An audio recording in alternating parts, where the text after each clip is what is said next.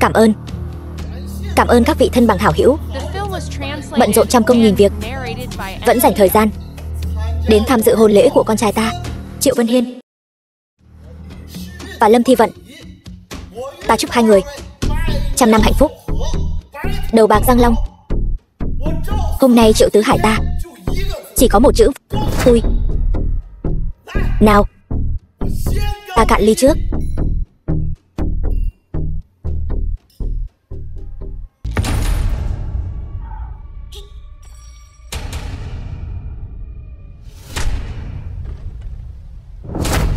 Tại hạ tặng một cỗ quan tài, chúc Triệu gia chủ thăng quan phát tài, đại cát đại lợi. To gan, ngươi là ai dám quấy rối hôn lễ của con ta?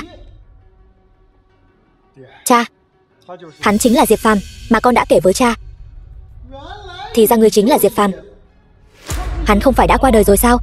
Ta lúc đó tận mắt thấy hắn bị nhét vào bao tải, ném xuống sông Lan Thương rồi. Trước đây ta quả thật đã qua đời. Sở dĩ không nuốt trôi cục tức này chính là vì muốn quay lại trả thù các ngươi. Đám lão già này, ngươi chưa qua đời thì đã sao? Triệu gia ta bây giờ là một trong tứ đại gia tộc Giang Thành, quyền thế ngập trời. Con trai ta bây giờ là Tân Võ Đạo Tông sư. Ngươi chỉ là một thằng nhãi danh, ngươi có thể làm gì Triệu gia ta? Lão già thối tha nhà ngươi, cái quan tài này là chuẩn bị cho ngươi đấy. Hôm nay Triệu gia diệt môn. Nhãi danh, ta thật không biết ngươi lấy đâu ra can đảm dám nói câu đó. Hôm nay là ngày đại hỷ của ta, danh gia vọng tộc đế đô đều đến, quan khách nườm nượp. Hơn nữa Diệp Tiên Tôn sắp giáng lâm. Ngươi dám ở đây gây rối, ngươi chỉ tìm đường tử thôi. Ngươi nói không sai, hôm nay quả thật có người sẽ ngủm. Nhưng người đó là ngươi. Ngươi thật sự là quá ngông cuồng. Ta bây giờ cho ngươi một cơ hội, lập tức quỳ xuống dập đầu cho ta 3 cái. Ta xem như ngươi là bạn trai cũ của Thi Vận, có thể tha cho ngươi một con đường sống. Xin lỗi, con đường sống này ngươi hãy giữ lại cho mình đi. Ta không cần ngươi chừa đường sống cho ta.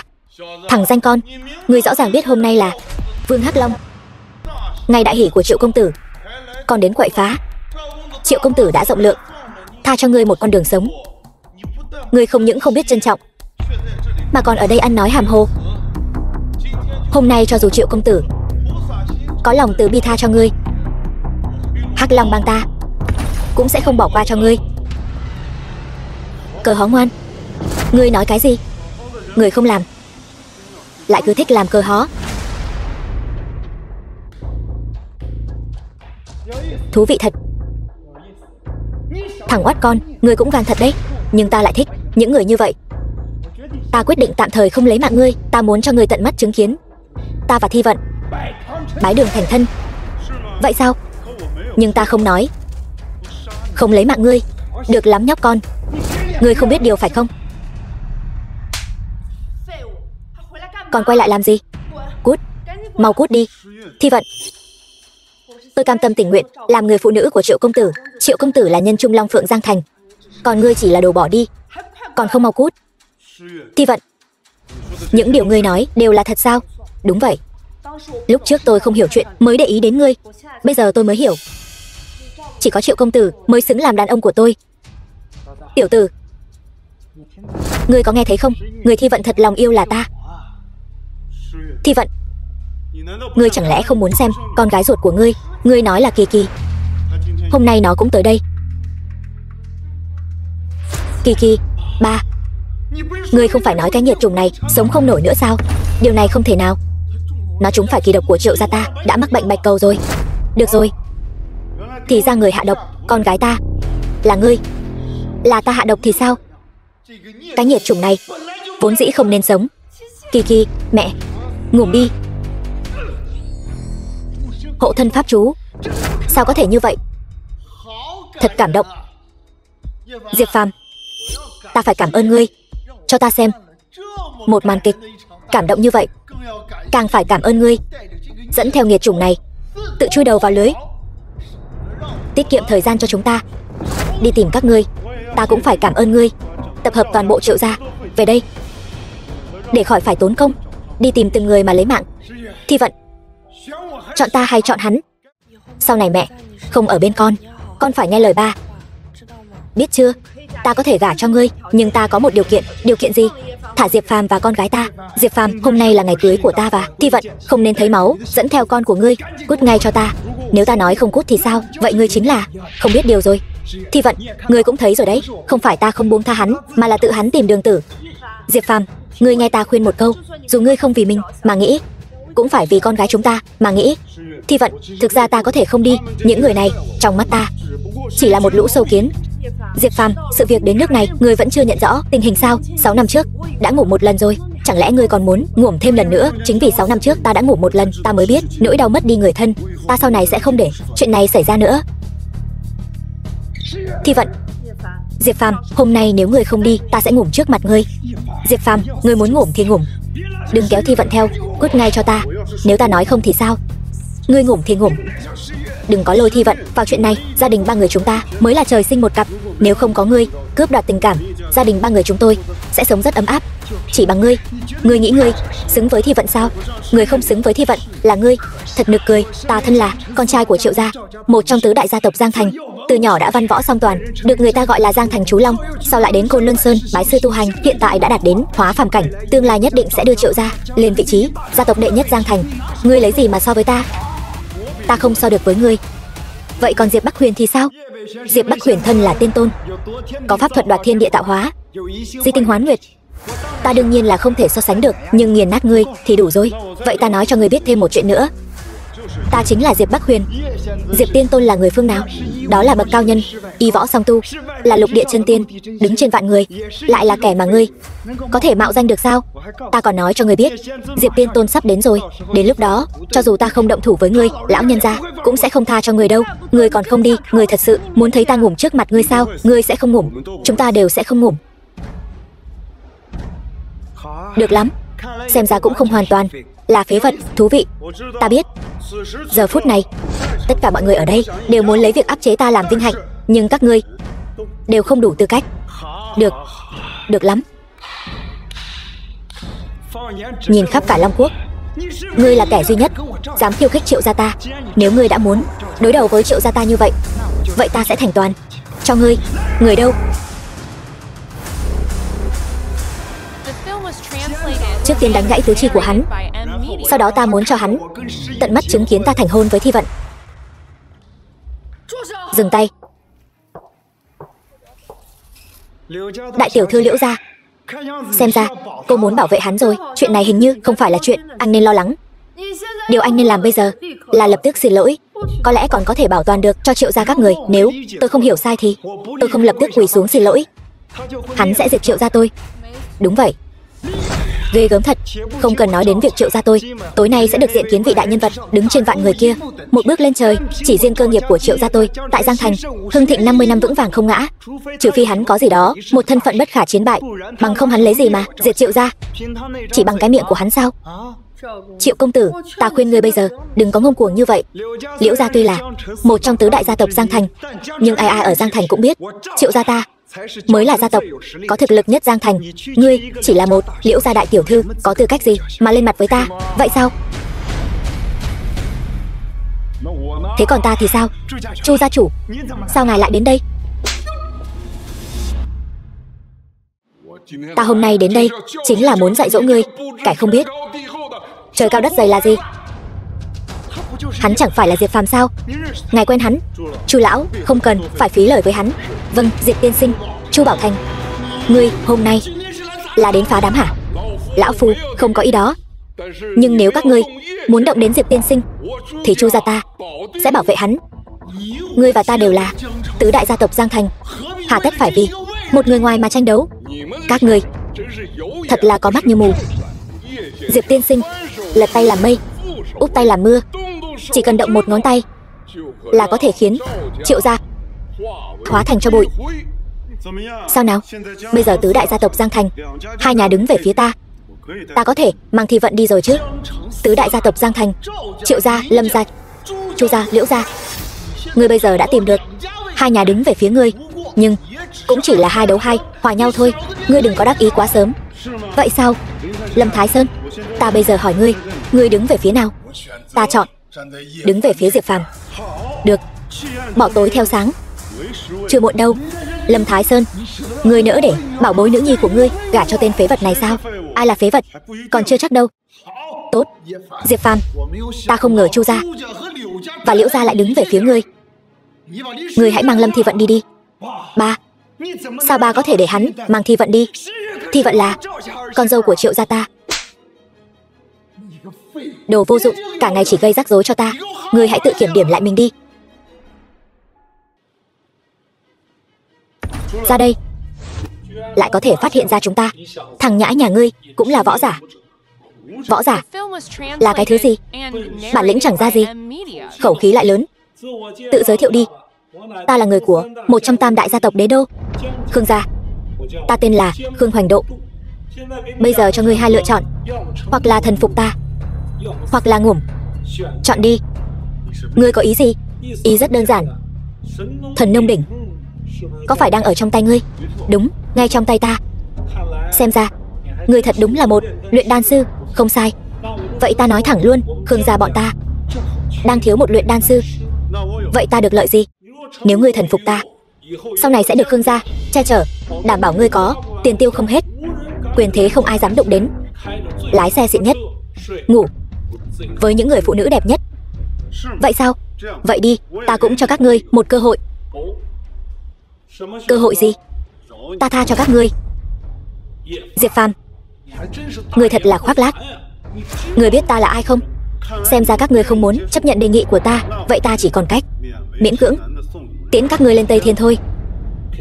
Thứ không biết điều, ta muốn xem thử ngươi có tư cách gì nói lời này. Ngụy Đông, lấy mạng thằng nhãi này cho ta. Vâng.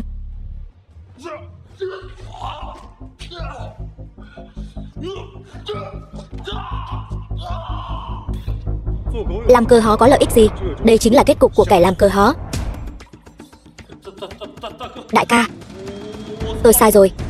Tôi thật sự không biết ngài. Ngài là võ đạo tông sư sao? Ta đã nói rồi, ta không phải là cái gì võ giả, càng không phải võ đạo tông sư. Nhớ kỹ, ta là tu tiên giả. Ta gọi là Bắc Huyền Tiên Tôn, cũng gọi là Diệp Bắc Huyền. Tiên Tôn. Không phải Tiên Tôn. Tôi thật sự không biết ngài là Tiên Tôn. Tiên Tôn tha mạng. Tiên Tôn. Vậy ta hỏi ngươi, ngươi có nguyện thần phục ta không? Tôi nguyện ý. Tôi nguyện ý thần phục Tiên Tôn. Sau này Đế Đô Khương gia chúng tôi lấy Diệp Bắc Huyền làm tôn chủ. Tốt. Vậy ta sẽ giữ lại cho ngươi một cái mạng này. Cút đi.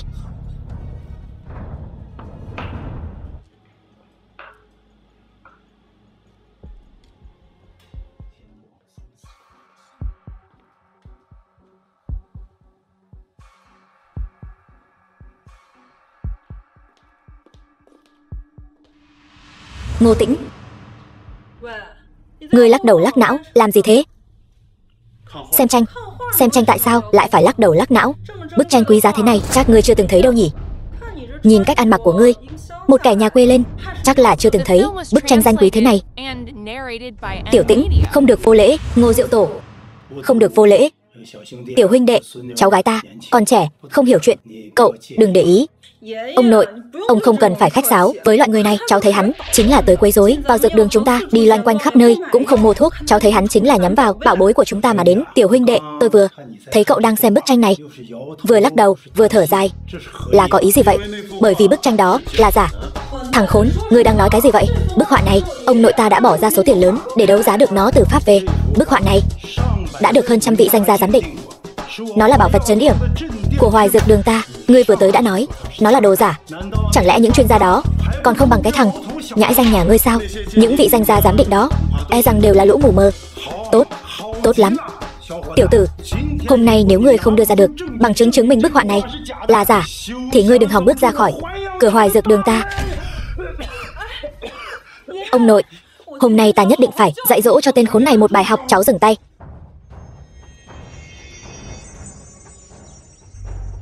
Lực đạo cũng được, nhưng hậu kình không đủ, huyết mạch cứ trệ. Nếu ngươi còn tiếp tục tu luyện loại công lực có lỗ hổng này, Kinh nguyệt thất thường chỉ là chuyện nhỏ. Cẩn thận, tính mạng khó giữ. Cẩn thận. Chân khí ngoại phóng. Đây là Võ đạo tông sư. Tiên sinh, xin lỗi. Là chúng tôi lỗ mãng. Tôi xin lỗi ngài. Không cần xin lỗi. Bây giờ tôi sẽ nói cho ông biết bức họa này vì sao là giả.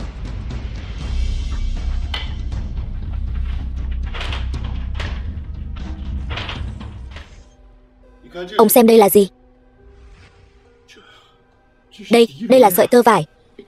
Xin lỗi tiên sinh, là tôi đã trách lầm ngài. Tôi ở đây tạ lỗi với ngài. Tôi đã nói rồi, không cần tạ lỗi. Tôi đến đây để bốc thuốc. Ông hãy theo phương thuốc này, bốc cho tôi một thang thuốc. Thuốc ghi trên này, dược đường chúng tôi đều có, nhưng chỉ thiếu một vị. Vị nào? Thiên hương đậu khấu. Vị thuốc này cực kỳ hiếm, rất khó tìm. Vậy ông có biết chỗ nào có không? Theo tôi được biết, chỗ Dược Vương Đế Đô cũng chỉ có một hạt. Ta biết rồi.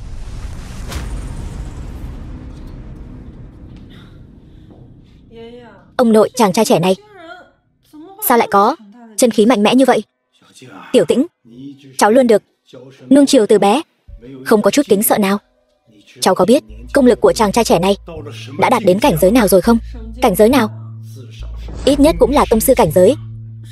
Cái gì? Tông sư cảnh giới? Cậu ta trẻ như vậy, sao có thể chứ? Cậu ta đến chỗ Dược Vương, e rằng lành ít dữ nhiều.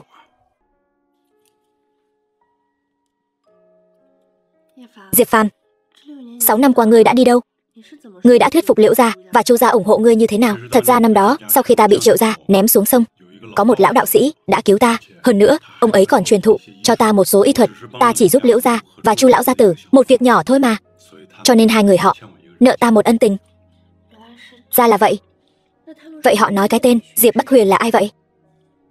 Cái đó ta không biết. Kỳ Kỳ, Tiểu Phàm, mau gọi xe cấp cứu. Nhanh gọi điện thoại. Alo, 120 hả? Bệnh viện. Bác sĩ, con gái tôi sao rồi? Là mẹ của Diệp Kỳ phải không? Phải, tôi đây. Triệu chứng hiện tại của Diệp Kỳ đã đến giai đoạn cuối của bệnh bạch cầu. Chúng tôi hiện đang chuẩn bị tiến hành điều trị bảo tồn cho cháu, tức là khả năng hồi phục không còn lớn nữa. Mọi người hãy chuẩn bị tâm lý. Thi Vận, em yên tâm, anh dù lên 9 tầng trời, xuống tận U Minh, cũng nhất định sẽ giành lại mạng sống cho Kỳ Kỳ. Con trai, con không phải giỏi y thuật sao? Xem có cách nào khả quan không?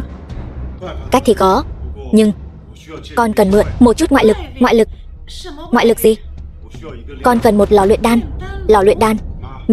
Mẹ đừng lo lắng nữa, con nhất định sẽ chữa khỏi bệnh cho Kỳ Kỳ. Thôi nào, cả nhà ba người vừa mới đoàn tụ, Kỳ Kỳ lại. Tôi khuyên mọi người đừng làm những việc vô ích nữa. Hiện nay trong nước bệnh bạch cầu giai đoạn cuối, khả năng điều trị khỏi vẫn chưa có.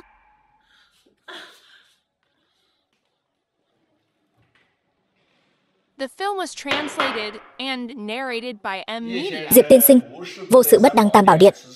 Giờ đến đây là vì chuyện gì vậy? Tôi muốn hỏi, chỗ nào bán lò luyện đan? Gần đây tôi đang cần dùng gấp. Lò luyện đan? Chẳng lẽ Diệp tiên sinh còn là một luyện đan sư? Tại hạ biết đôi chút. Hiện nay Long Quốc võ đạo tông sư đã là vạn người mới có một. Hơn nữa, luyện đan sư cũng gần như tuyệt tích. Diệp tiên sinh lại có thể đan võ song tu, thật khiến lão hổ bội phục. Ông vẫn chưa trả lời câu hỏi của tôi. Lò luyện đan.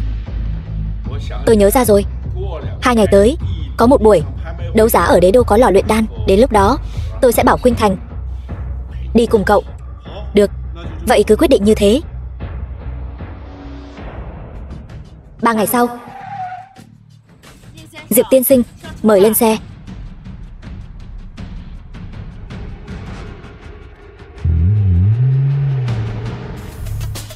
Rất vui vì mọi người đã đến. Buổi đấu giá lần này vẫn là quy tắc cũ. Chúng tôi sẽ đấu giá một số thứ mà tu sĩ cần. Đan dược hiện tại trong nước, cũng như trọng điểm của phiên đấu giá lần này chính là một lò luyện đan. Hoan nghênh mọi người tích cực tham gia đấu giá để có được món đồ ưng ý. Vậy thì vật phẩm đầu tiên là một bộ công pháp địa cấp trung kỳ, tên là Liệt Diễm Trảm. Giá khởi điểm là 1.000 vạn. 1.000 vạn. Chỉ với 1.000 vạn mà muốn có được công pháp địa cấp. Ta ra 2.000 vạn, 3.000 vạn, 5.000 vạn. Một bộ công pháp rác rưởi như vậy mà cũng đòi 5.000 vạn. Đầu óc bị lừa đá hả? Diệp tiên sinh, ngài có hứng thú với công pháp này sao? Không, tôi chỉ thấy một bộ công pháp rác rưởi thế này mà lại có thể được trả giá cao như vậy. Diệp tiên sinh, công pháp chia làm thiên, địa, huyền, hoàng 4 cấp bậc. Cấp bậc địa cấp trung kỳ này đã được coi là rất khó có được rồi. Vậy còn lò luyện đan thì sao? Thông thường có thể bán được bao nhiêu tiền? Tôi nhớ mang máng lần trước lò luyện đan được bán với giá 300-400 triệu. Trời đất đất vậy sao? Vậy nếu tiền của tôi không đủ thì có thể dùng đồ của mình để đấu giá không? Được chứ. Ra khỏi cửa rẽ phải, đi đến cuối đường có một phòng giám định chuyên giải quyết nhu cầu của khách hàng. Nhưng đây không phải là phiên đấu giá bình thường. Những vật phẩm tầm thường họ không coi trọng đâu. Được rồi, tôi biết rồi. Chiếu tướng. Vương lão, cho hỏi. Đứng qua một bên đi, không thấy chúng tôi đang chơi cờ hả? Chiếu. Nhóc con, quan kỳ bất ngữ hiểu không? Hôm nay cậu muốn đấu giá cái gì? Đưa tôi xem nào. Cái thứ gì? Linh tinh vậy? Viên đại lực của kiến. Cút. Cậu đứng đó, đưa đồ lại đây cho tôi xem nào. Hương thuốc tinh khiết thật. Đã lâu rồi tôi chưa ngửi thấy mùi hương này. Không ngờ cậu lại có thể lấy ra được loại đan dược tốt như vậy. Ông hãy xem kỹ lại đi. Đây lại là tam phẩm đan dược. Cậu, nói cho tôi biết thuốc này lấy từ đâu ra. Ông hãy tìm quản lý nói chuyện với tôi đi. Tôi không muốn lãng phí thời gian. Được, cậu đợi đấy.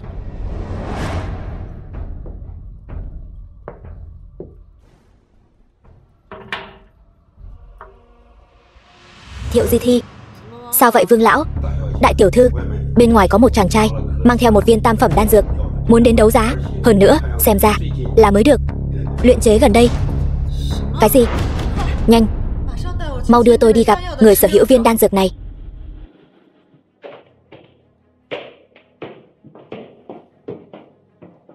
Vị này là Thiệu Di Thi. Thiệu tổng, vị này là Diệp Phàm. Diệp tiên sinh. Diệp tiên sinh đã được nghe danh từ lâu, lần đầu gặp mặt, rất hân hạnh được biết anh. Chúng ta vẫn nên bàn chuyện làm ăn thôi. Số đan dược này của tôi nếu đem ra đấu giá thì có thể được bao nhiêu tiền? Mạo muội hỏi một câu, ngài có tổng cộng bao nhiêu viên đan dược?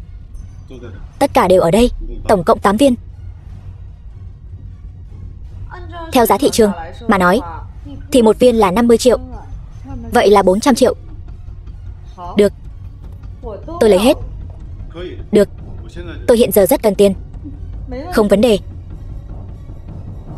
Trong tấm thẻ này tổng cộng là 400 triệu. Tốt, tôi còn có việc, xin phép rời đi trước. Đại tiểu thư, có nên phái người theo dõi hắn không? Trước khi chưa làm rõ thân phận của hắn thì chớ nên hành động thiếu suy nghĩ. Diệp tiên sinh, tiền đã chuẩn bị xong chưa? Nếu chưa thì tôi có đây. Cũng tạm được. Chuẩn bị được 400 triệu, không biết có đủ không? Vật phẩm đấu giá tiếp theo chính là bảo vật áp trục của buổi đấu giá hôm nay, tên là Thần Nông Đỉnh. Nó ẩn chứa thiên địa nhân, tam tài chi số, toàn thân được rèn từ huyền thiết, pha thêm tử sa, có thể dùng để luyện đan dược. Giá khởi điểm 50 triệu, mỗi lần tăng giá không được ít hơn 10 triệu. Bây giờ bắt đầu đấu giá. 50 triệu, 60 triệu, 80 triệu, 100 triệu. Tôi đoán không sai, Diệp Phàm quả nhiên là vì cái lò luyện đan này mà đến. Nhưng mà hắn còn trẻ như vậy, không lẽ là luyện đan sư sao? Cái đó cũng chưa chắc. Ngươi xem, hắn giơ tay nhấc chân, khí thế bừng bừng, tuyệt đối không phải hạng tầm thường. 150 triệu. Khương Hoành Độ 200 triệu, 250 triệu, 300 triệu. Tiểu tử, ta mặc kệ ngươi là ai, ta cảnh cáo ngươi, thứ mà Khương gia đế đô ta nhìn chúng thì chưa có ai dám tranh giành. Nếu ngươi còn dám ra giá, ta nhất định sẽ khiến ngươi hối hận khi đến với thế giới này. 350 triệu, 400 triệu. Ngươi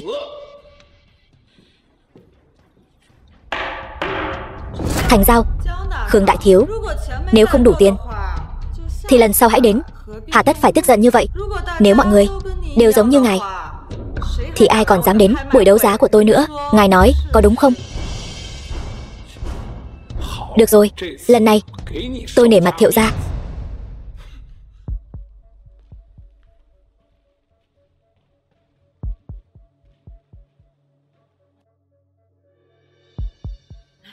Diệp tiên sinh, vị này là...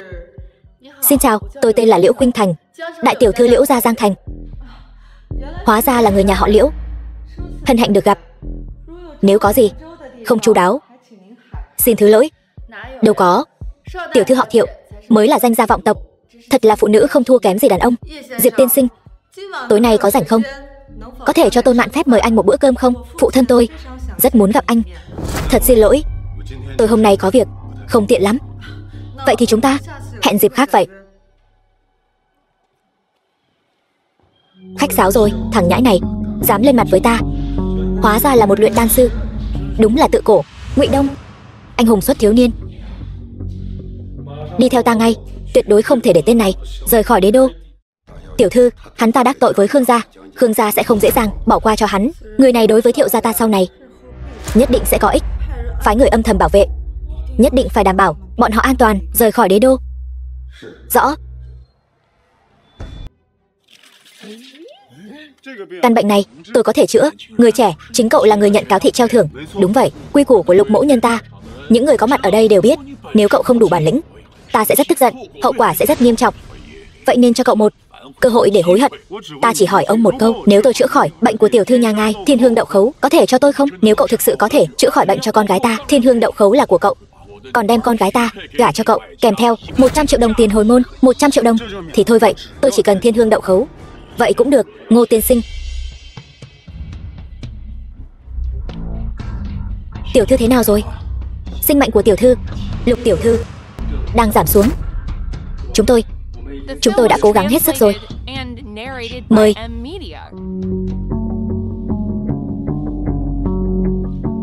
Thế nào rồi? Triệu chứng mà ai nữa mắc phải là...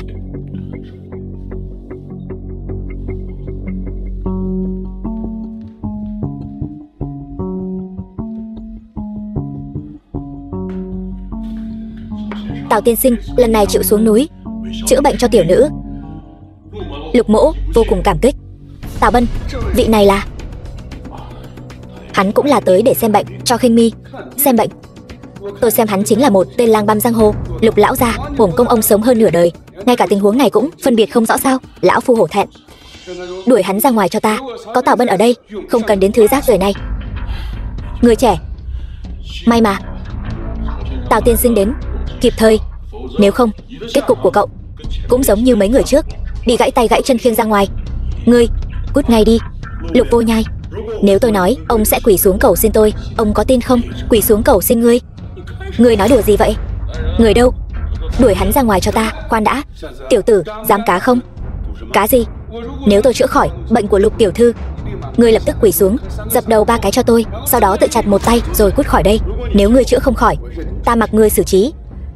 Tào tiên sinh, Dược Vương không cần nhiều lời, ngươi cần làm chính là canh chừng tiểu tử này cho kỹ, đừng để nó chạy thoát. Tào tiên sinh cứ yên tâm. Tiếp theo, hãy mở to tròng mắt của ngươi ra, nhìn cho kỹ vào. Lục tiểu thư mắc chứng âm hàn, ta có thể chữa. Vậy thì tốt quá. Hắn ta định dùng châm cứu. Đây là Cửu Dương châm pháp. Cửu Dương châm pháp là gì vậy? Cửu Dương châm pháp là bảo vật mà mỗi đời trung y nước ta truy cầu cả đời, là báu vật vô giá. Nghe nói có thể khiến người bệnh khôi phục nguyên khí, bách bệnh bất xâm, thậm chí có thể cải tử hoàn sinh. Chẳng phải đã thất truyền rồi sao? Sao ngươi có thể nhận ra được?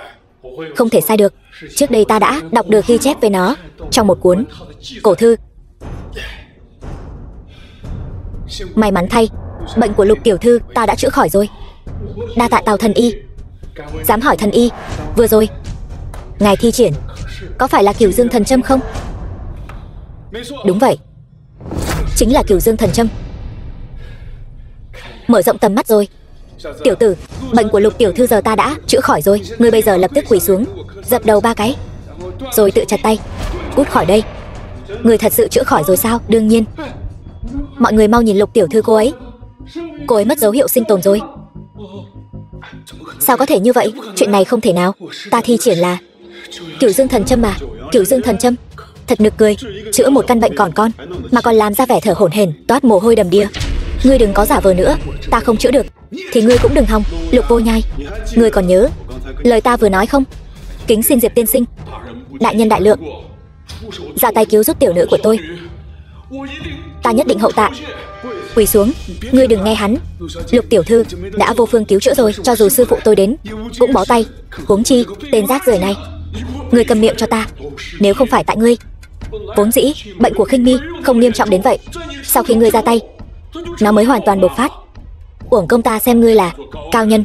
Bây giờ xem ra, quả nhiên giống như Diệp tiên sinh đã nói, ngươi chính là một tên đầu đường xó chợ.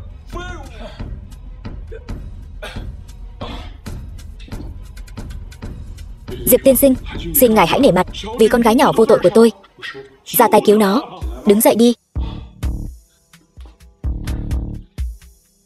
Ta hỏi ngươi, khi con gái ngươi còn nhỏ, có phải đã nuốt phải thứ gì đó không? Ví dụ như dược liệu, hoặc là những thứ như châu báu. Đúng vậy, khi nó 8 tuổi, có một lần ra ngoài chơi, vô tình rơi xuống một cái giếng cổ. Sau khi được cứu lên thì sao?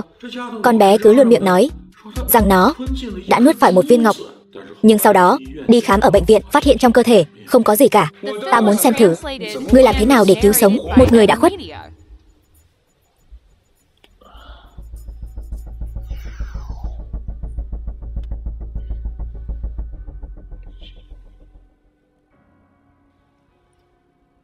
Thiên Niên Băng Châu, đây đúng là một thứ tốt. Được rồi, mọi người mau nhìn xem. Lục tiểu thư, dấu hiệu sinh tồn đã khôi phục.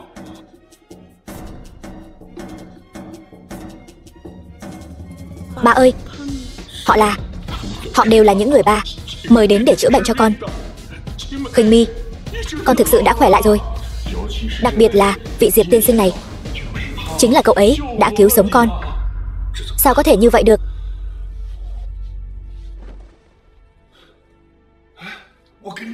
Ta liều mạng với ngươi. Diệp thần y, xin hãy tha cho tôi. Trước đây tôi không biết ngài là võ đạo tông sư. Tôi nguyện ý xin lỗi. Muộn rồi.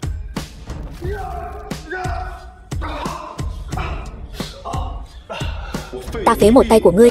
Ngươi tâm phục chưa? Tôi tâm phục khẩu phục. Diệp thần y, đa tạ Diệp thần y không lấy mạng tôi. Đa tạ Diệp thần y.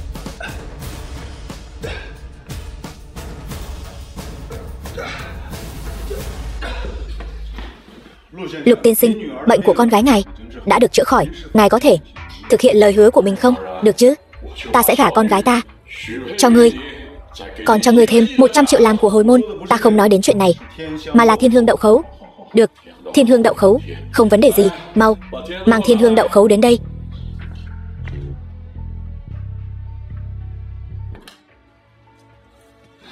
Chỉ có thần y như ngài mới xứng đáng với thần dược như vậy. Thiên hương đậu khấu được sản xuất trên đỉnh Bắc Cực, 500 năm mới có một hạt.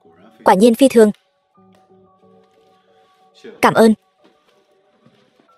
Vương thiếu gia, lần này tiệc sinh nhật của Tuyết Nghi, Thẩm Lan, một mình anh tài trợ, thật tốn kém. Nhà hàng này tôi đã nghe nói từ lâu rồi. Phòng riêng ở đây, mức tiêu thụ tối thiểu phải 10 vạn đồng. Vương thiếu gia, gần đây lại phát tài rồi hả? Tài sản Vương gia mấy tỷ.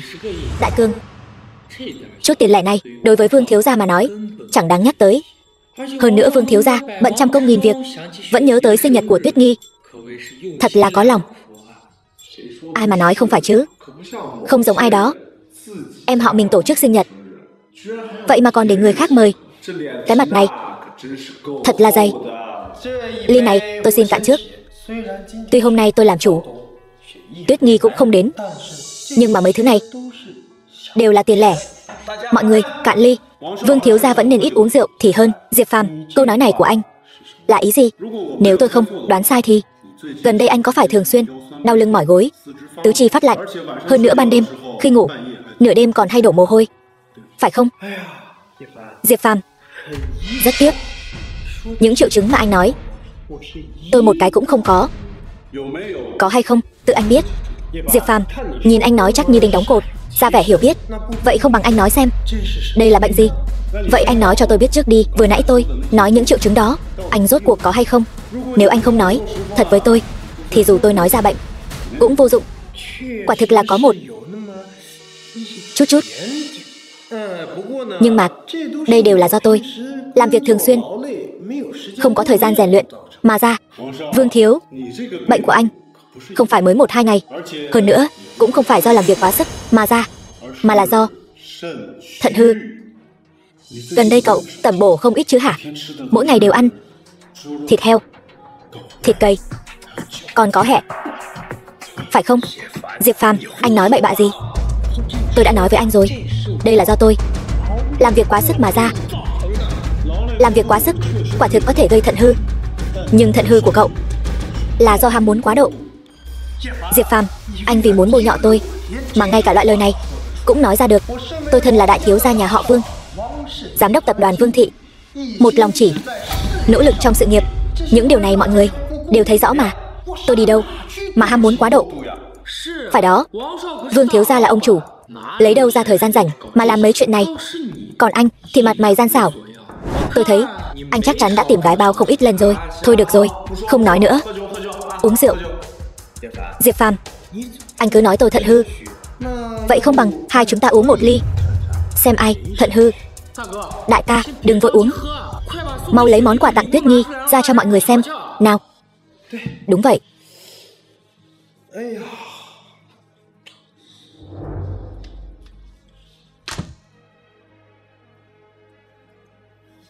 Trời ơi, đây chẳng phải là trái tim đại dương trong truyền thuyết sao? Chiếc vòng cổ này nghe nói phải hơn 200 vạn. Vương thiếu, thật là chịu chi cho Tuyết Nhi đấy. Đi ra ngoài một chuyến.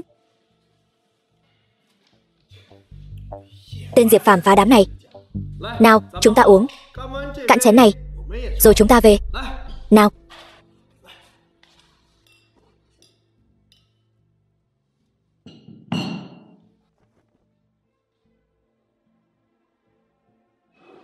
Tên nhóc này chắc chắn không làm chuyện tốt lành gì.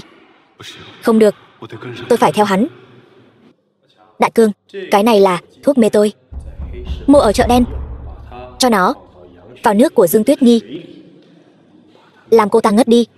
Tối nay. Được.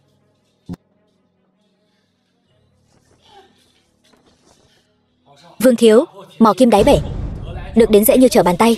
Lần này chúng ta có phúc rồi. Dương Tuyết Nhi, con đàn bà này ngày thường cao ngạo lạnh lùng, bây giờ chẳng phải ngoan ngoãn bị tôi đưa lên giường rồi sao? Phải. Nghĩ thôi cũng thấy kích động. Đúng rồi, bảo ngươi mang đồ, mang chưa? Tất nhiên rồi, lần này tôi mang theo chính là thiết bị tiên tiến nhất trong nước, đảm bảo quay lại được tiếng rên rỉ của đàn bà này, quay lại bộ dạng lẳng lơ của cô ta cho tôi. Sau này sẽ không lo cô ta không nghe lời nữa. Thân hình đàn bà này cũng được đấy.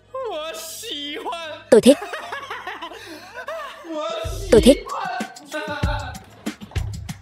Cái nào?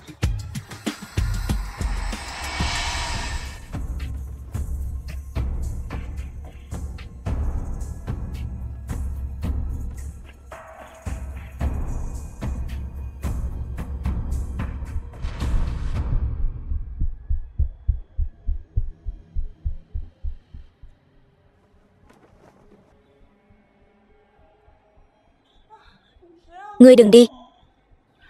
Không ổn rồi, cô ấy chắc chắn bị bỏ thuốc. Đáng ghét, tôi nhất định phải ép thuốc trong người cô ấy ra. Đưa tôi muốn.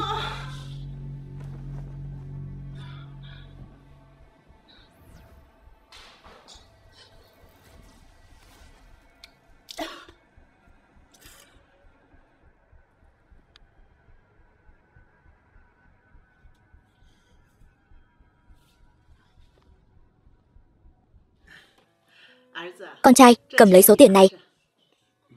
Mẹ làm gì vậy? Số tiền này không phải cho con. 2 ngày nữa là sinh nhật 80 tuổi của bà ngoại con cầm số tiền này đi sắm ít quà. Mẹ cứ giữ lấy số tiền này đi. Chuyện quà cáp để con lo liệu.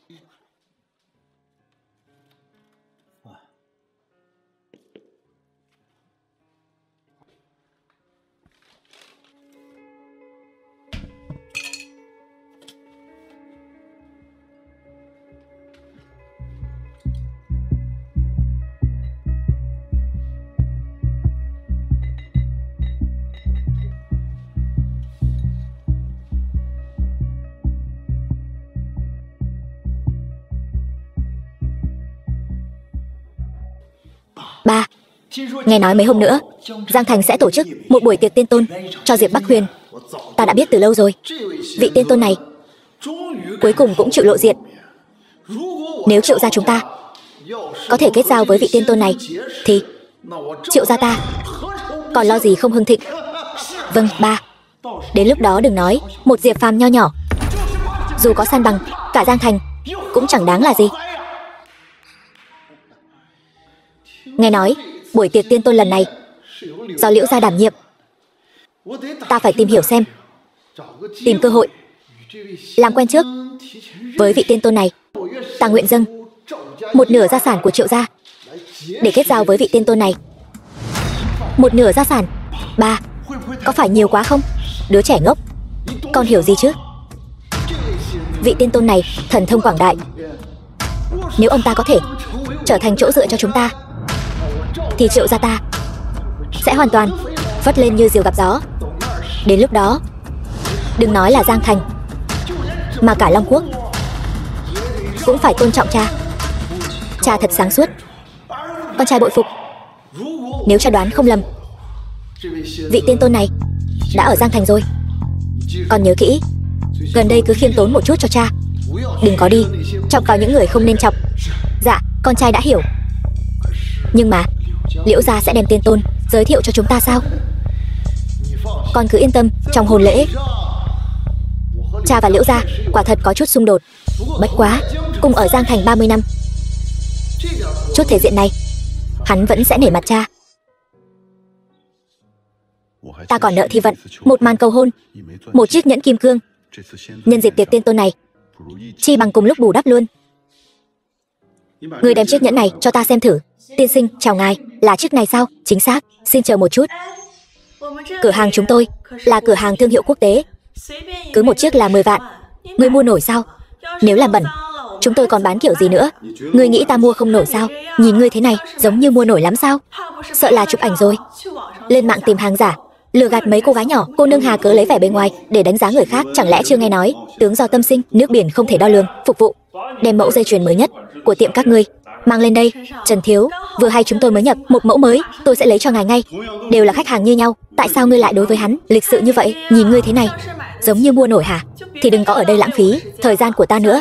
Tiểu Lưu, mau đuổi hắn cút đi, đừng làm ô uế mắt của Trần thiếu chúng ta. Đây chẳng phải là tên anh họ nghèo kiết xác của Dương Tuyết Nhi sao?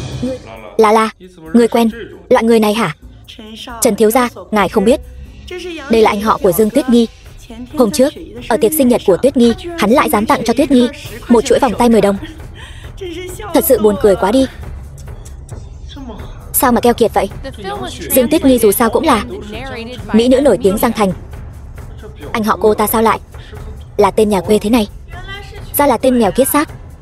Nhìn ngươi thế này còn muốn mua nhẫn nữa hả?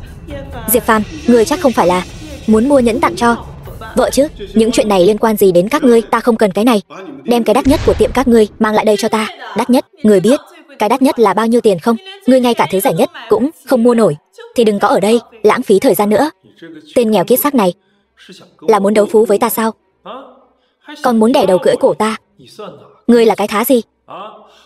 Ta tùy tiện một bữa cơm cũng đủ bằng ngươi mấy tháng lương. Ngươi lấy gì mà đấu với ta? Trần thiếu, ngươi đừng chấp nhặt với loại không ra gì này.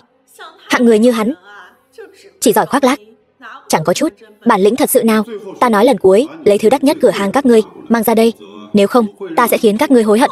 Hờ y hận. Giọng điệu lớn lối thật. Ta cứ không lấy đấy. Ngươi làm gì được ta? Tiểu tử, trước mặt ta ngươi có tư cách gì mà ngang ngược vậy hả? Còn dám dọa người khác. Ta muốn xem thử ngươi làm sao khiến người ta hối hận. Được, nếu đã vậy, ta mua cái cửa hàng này. Tất cả mọi thứ ở đây đều là của ta. Đồ ngu, ngươi biết mua cái cửa hàng này tốn bao nhiêu tiền không? Lại đây, nói cho hắn biết, cho hắn tỉnh táo lại. Chúng tôi là thương hiệu quốc tế nổi tiếng, cộng lại ít nhất 500 triệu.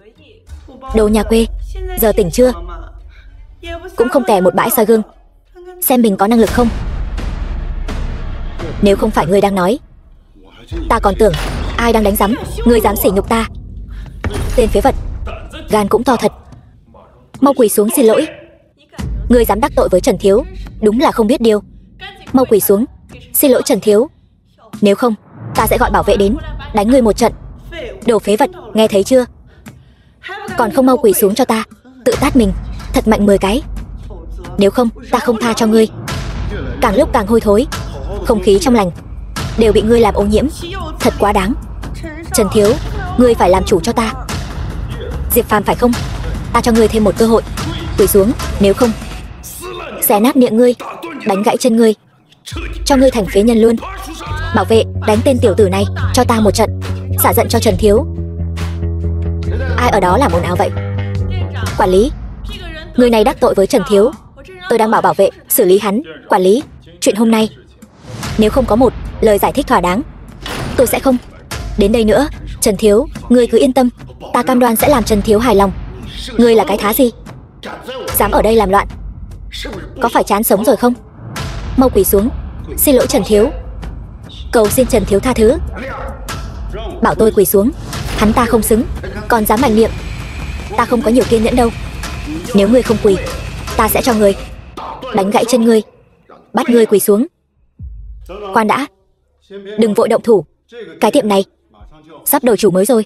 Nếu các ngươi động thủ, đợi ta mua lại tiệm này, người đầu tiên bị sa thải chính là các ngươi. Mua lại cái tiệm này của ta, ngươi lấy đâu ra dũng khí dám nói những lời như vậy? Ta có bản lĩnh này, tự nhiên có dũng khí này. Giỏi lắm, đến nước này còn cứng miệng hả? Tiệm của ta không phải ngươi nói mua là có thể mua được đâu. Ngươi cứ nói bán hay không đi. Quản lý, tiệm của ngài trị giá 500 triệu, ngài cứ bán cho hắn ta, xem hắn ta có thể lấy ra được từng ấy tiền không. Nếu hắn ta không lấy ra được, ta đề nghị cứ lột sạch hắn ta, treo ở ngay trung tâm, để hắn ta ở Giang Thành không ngẩng mặt lên được. Đây quả là một ý kiến hay, để hắn ta biết thế nào là không tự tìm đường tử thì sẽ không tử được. Chỉ cần có thể lấy ra 500 triệu, cái tiệm này ta lập tức bán cho ngươi. Tốt, vậy chúng ta đánh cược một ván. Nếu ta có thể lấy ra 500 triệu này, mua lại tiệm này, ngươi phải quỳ xuống cho ta, trước mặt mọi người tự vả miệng mình và nói mình là đồ khốn. Thế nào? Vậy nếu ngươi không mua nổi thì sao? Nếu ta không mua nổi, tùy các ngươi xử trí. Đây là ngươi nói đấy nhé. Được, ta đồng ý với ngươi, xem ta chơi ngươi thế nào. Vậy thì mau lấy tiền ra đi. Ta đã không thể chờ đợi để làm nhục tên phế vật này nữa rồi. Trong thẻ này ít nhất có 1 tỷ, cứ quẹt đi. Cái gì? Đây là thẻ đen Chí Tôn. Cái gì? Thẻ đen Chí Tôn? Sao có thể? Sao hắn ta lại có thẻ đen Chí Tôn của Liễu gia? Ta nghe nói thẻ đen Chí Tôn này hạn mức cao nhất là 1 tỷ, chỉ có 5 thẻ. Hiện tại vẫn chưa nghe nói ngoài tứ đại gia tộc ra có người sở hữu thẻ đen Chí Tôn này. Hoặc là giả, hoặc là tên phế vật này ăn trộm. Cái này chắc chắn là giả. Thằng nhãi này cũng có gan mà đi ăn cắp thẻ đen của nhà họ Liễu. Có lý. Tôi đã bảo tên phế vật này sao dám mạnh miệng nói mình có thể mua được cả cái tiệm này. Hóa ra là lấy cái thẻ đen giả ra lừa chúng ta. Ngươi có phải nghĩ rằng lấy ra một cái thẻ đen Chí Tôn giả là có thể dọa được chúng ta rồi? Thật ngây thơ. Thằng nhãi, ngươi tưởng ta chưa từng thấy đời sao?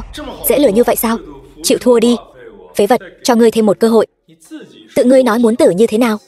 Thật nực cười. Thẻ các ngươi còn chưa quẹt, sao đã vội vàng khẳng định đây là giả?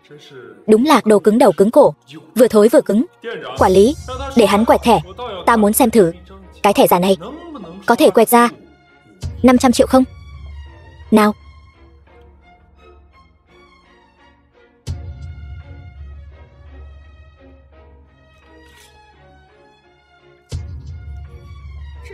Cái này thật sự có 1 tỷ. Cái gì? Được rồi, bây giờ thẻ đã quẹt rồi, tiền cũng đã vào tài khoản. Cái tiệm này là của ta. Không thể nào, sao ngươi lại có thẻ đen Chí Tôn của nhà họ Liễu? Ngươi nhất định là ăn trộm. Tốt lắm, dám ăn trộm thẻ đen Chí Tôn của nhà họ Liễu, ngươi ngủm chắc rồi. Tên phế vật này gan cũng to thật, dám ăn trộm thẻ đen Chí Tôn của nhà họ Liễu. Trần Thiếu, mau báo cảnh sát. Lần này không cần chúng ta ra tay, tên phế vật này sẽ ngủm không có chỗ chôn. Thẻ này không phải tôi trộm, là Liễu Khuynh Thành tặng tôi. Nếu không tin, tôi sẽ gọi Liễu Khuynh Thành đến đây. Càng nói càng lố bịch. Còn Liễu đại tiểu thư tặng ngươi nữa chứ? Liễu đại tiểu thư có thân phận gì? Còn ngươi là cái thá gì? Được, Người gọi ngay cho Liễu đại tiểu thư đi. Ta muốn xem. Người có thể gọi cô ta đến đây không? Tôi đang ở Thiên Lam Châu Bảo. Có người nghi ngờ thẻ đen chí tôn của tôi là đồ ăn trộm. Cô đến ngay đi. Trong vòng 5 phút, cô ấy sẽ đến ngay. 5 phút. Được, ta đợi ngươi 5 phút. Nếu dám đùa giỡn ta, nhất định sẽ cho ngươi không được toàn thây. Trần Thiếu, ngươi không thật sự nghĩ hắn có thể mời được Liễu đại tiểu thư chứ? Tôi thấy hắn chỉ đang cố tình câu giờ để tìm cơ hội bỏ chạy thôi. Tốt nhất bây giờ hãy bắt hắn lại. Hai người các ngươi còn đứng ngần ra đó làm gì? Mau bắt hắn lại. Khoan đã, tiền tôi đã trả rồi. Cửa hàng này giờ là của ta. Ngươi không còn là quản lý nữa, mà là ta. Kẻ đáng bị bắt chính là ngươi. Gần đất xa trời rồi mà còn bày đặt. Ngươi đã bị sa thải rồi. Dọn dẹp đồ đạc rồi, cút ngay. Ngươi khùng rồi hả? Ngươi có tư cách gì sa thải ta? Thời khắc tàn của ngươi sắp đến rồi. Liễu đại tiểu thư đâu? Ta không có kiên nhẫn chờ đợi đâu. Ngươi vội đi đầu thai hả? Liễu đại tiểu thư, tôi là người của tập đoàn Trần Thị, Trần Mộ. Diệp tiên sinh là ai? Nghi ngờ tấm thẻ đen chí tôn này là đồ ăn cắp. Chính là bọn họ. Tấm thẻ đen chí tôn này là do chính tay tôi đưa cho Diệp tiên sinh. Có vấn đề gì sao? Các ngươi dám nghi ngờ? Liễu đại tiểu thư, tấm thẻ đen chí tôn này thật sự là do ngài tặng. Hắn chỉ là một tên nghèo kiết xác, thân phận hèn mọn, sao có thể xứng với tấm thẻ đen chí tôn này? Đúng vậy, chắc chắn là tên vô dụng này dùng lời ngon tiếng ngọt lừa ngài. Ngài đừng để bị lừa. Ngươi nói ai là vô dụng? Dám sỉ nhục Diệp tiên sinh như vậy?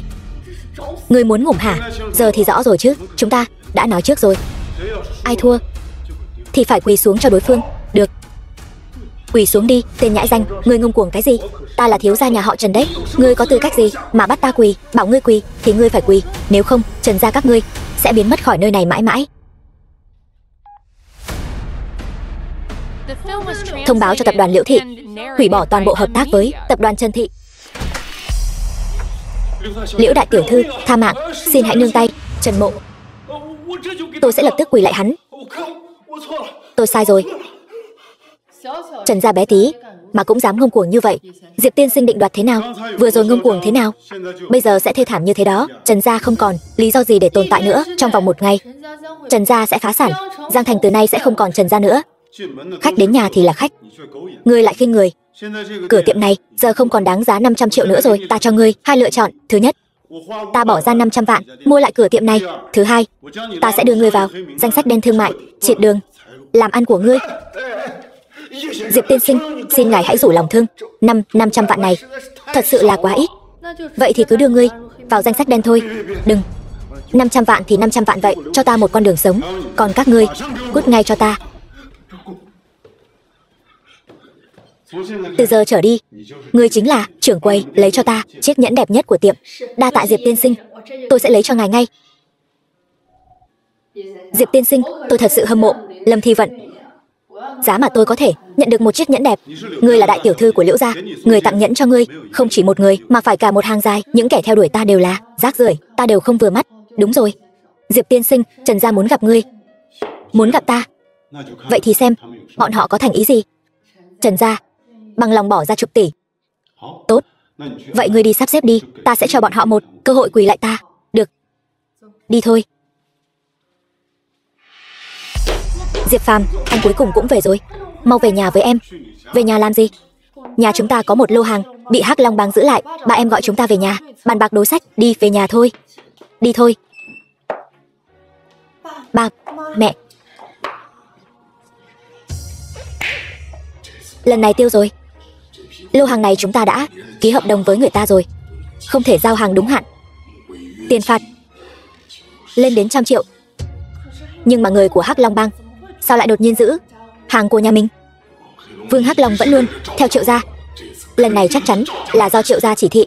Chung quy lại, Tô Tuyết, mẹ Thi Vận đều là tại cái tên phế vật này. Sớm không về, muộn không về, cứ đúng lúc Thi Vận cưới đại thiếu gia Triệu gia thì về.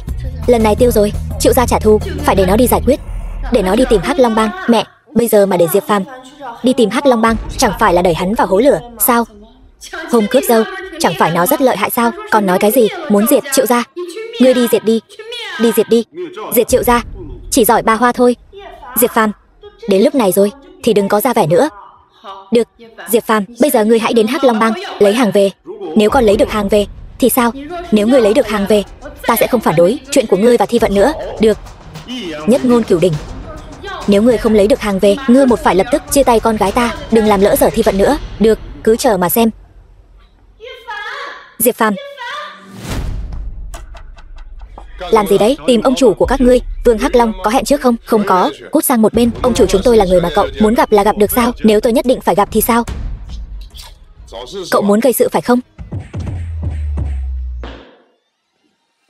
Sao cậu vào được đây? Tôi nghênh ngang bước vào.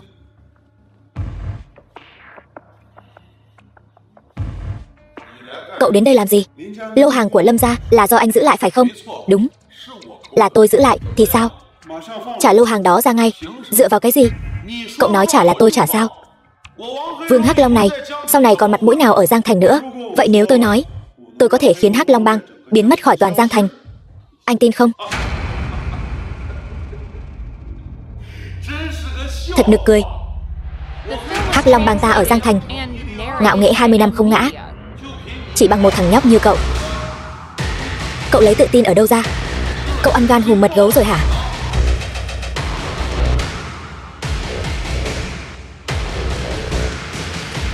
Chỉ bằng cái này.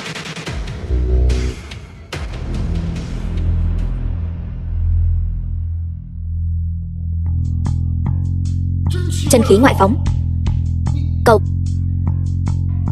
Cậu là võ đạo tông sư.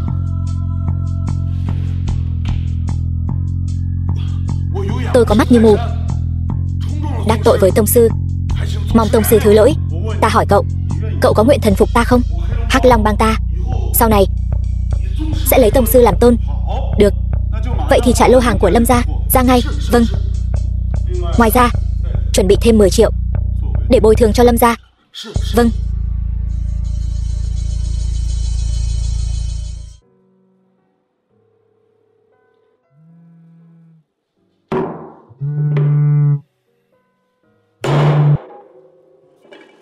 Alo, Triệu công tử phải không?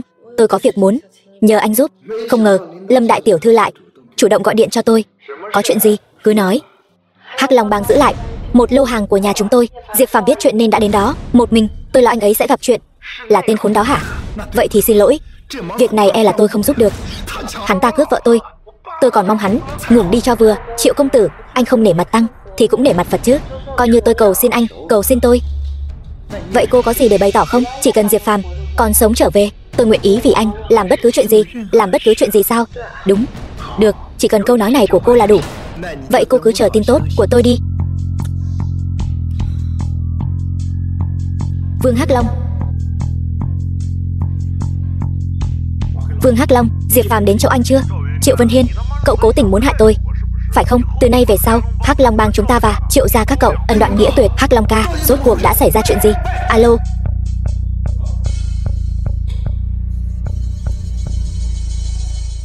Diệp Phàm, anh về rồi.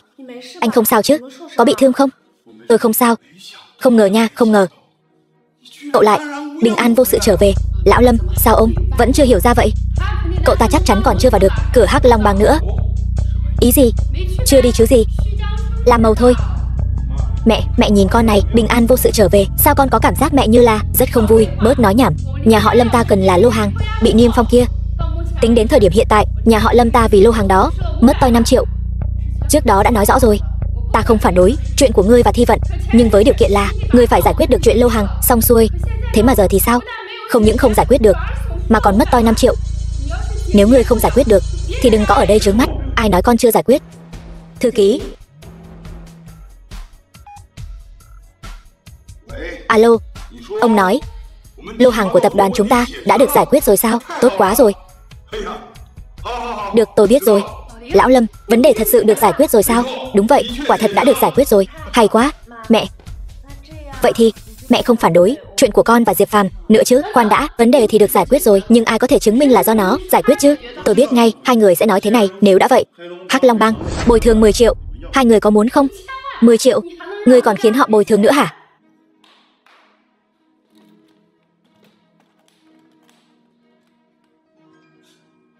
Nhiều tiền như vậy, tất cả đều là do Hắc Long bang bồi thường cho chúng ta. Đúng vậy. 10 triệu. Diệp Phàm, con làm thế nào mà được vậy? Con đúng là chàng rể tốt của mẹ. Chuyện này có đáng là gì đâu, ngay cả nhà họ Triệu trong mắt ta cũng chỉ là lũ kiến hôi thôi, huống chi là cái Hắc Long Bang nho nhỏ kia chứ. Thôi được rồi Diệp Phàm, đừng nói nữa. Em đói bụng rồi, chúng ta đi ăn thôi. Được.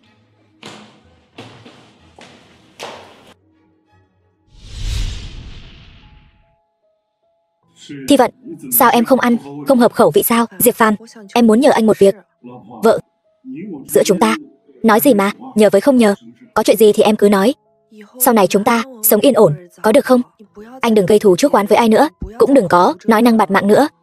Thi Vận, vì em, anh sẵn sàng đắc tội với bất kỳ ai. Hơn nữa anh cũng không sợ đắc tội với ai cả, cũng chỉ là dẫm thêm một con kiến hôi thôi. 6 năm trước, anh đã không bảo vệ được em. Bây giờ, anh sẽ bảo vệ em cả đời giàu sang. Diệp Phàm, em thật sự rất mệt mỏi, anh có biết không? Anh tưởng anh là ai? Từ Triệu gia đến Hắc Long Bang, lần nào anh chẳng dựa vào vận may. Anh tưởng vận may sẽ luôn theo mình sao? Thi Vận, ý em là gì? Anh tưởng dựa vào năng lực của mình thực sự có thể lấy lại số hàng đó từ Hắc Long Bang sao? Chẳng phải em đã đi cầu xin Triệu Vân Hiên đồng ý với điều kiện của hắn, anh bây giờ có thể yên ổn ngồi ở đây, thực sự là tạ ơn trời đất. Thi Vận, em hiểu lầm rồi. Thực ra là... Thôi, anh đừng nói nữa. Em bây giờ phải đi tìm Triệu công tử, hy vọng hắn nể mặt chúng tôi. Còn có hôn ước, sẽ không làm gì em.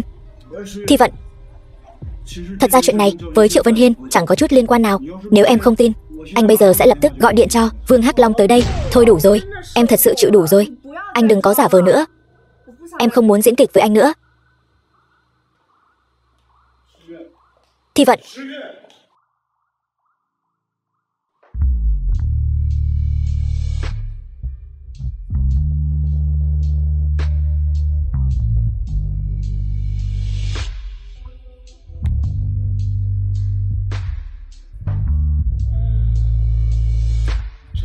đây mới gọi là sống chứ. Sảng khoái. Triệu thiếu, Lâm Thi Vận đến rồi.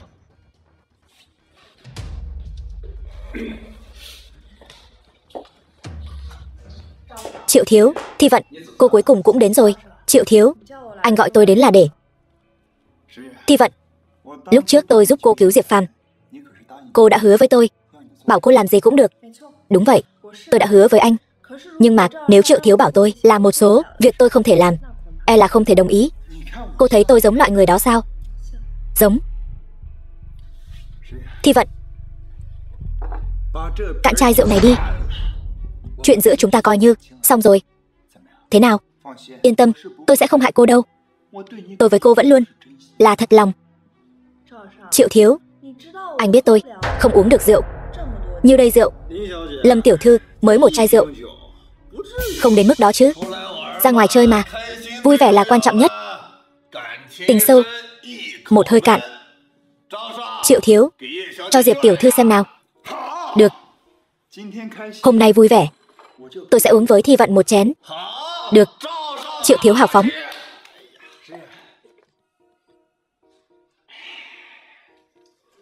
Thi Vận, tôi uống cạn rồi. Sao rồi? Được.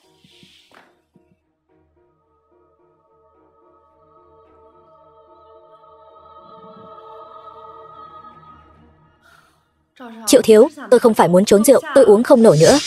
Nếu uống không nổi thì uống với tôi một ly dao bôi, sao nào? Chuyện của chúng ta coi như xong. Rót rượu.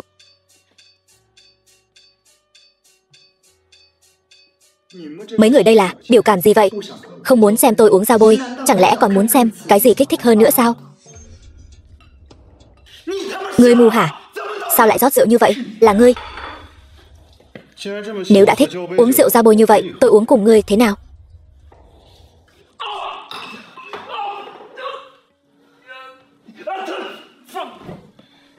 Diệp Phàm, sao chỗ nào cũng có người thế? Đây là hội sở Hào Môn Giang Thành, chỉ có Hào Môn Giang Thành mới có tư cách vào đây. Sao ngươi lại trà trộn vào được? Tôi dùng 2 chân bước vào đây. Thi Vận, em không sao chứ? Không sao.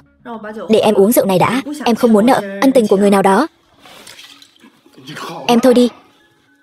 Đừng uống nữa, em không nhận ra là họ đang đùa giỡn em sao?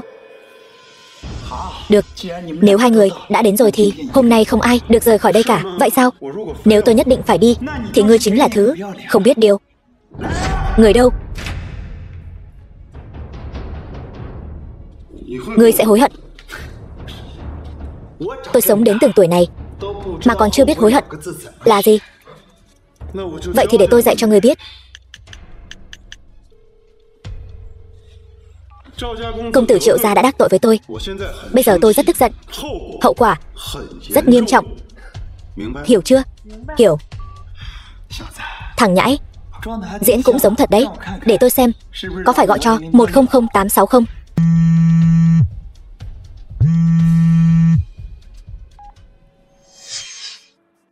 Triệu Vân Hiên, tại sao nhận được điện thoại lại bỏ đi?